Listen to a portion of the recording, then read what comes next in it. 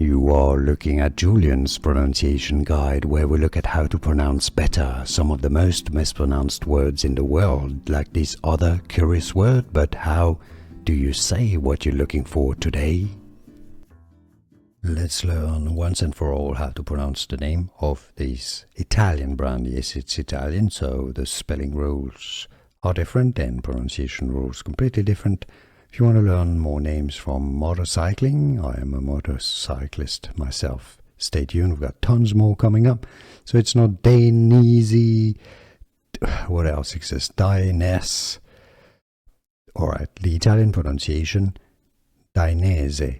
Dai, you know you have an A and an E, so that's Dai, an A and an E, Dai. Ne, E is pronounced E in Italian. Dainese. The stress is on the ne syllable. Dainese, alright? The S is pronounced like a Z here. Dainese, that's Italian pronunciation, therefore in English, Dainese, not Dainese, Dainese, Dainese. It's easy, and now you know. Here are more videos on how to pronounce more confusing words and names too many mispronounced. Like this video if you found it useful. I appreciate your support. I'll see you soon and thanks for watching.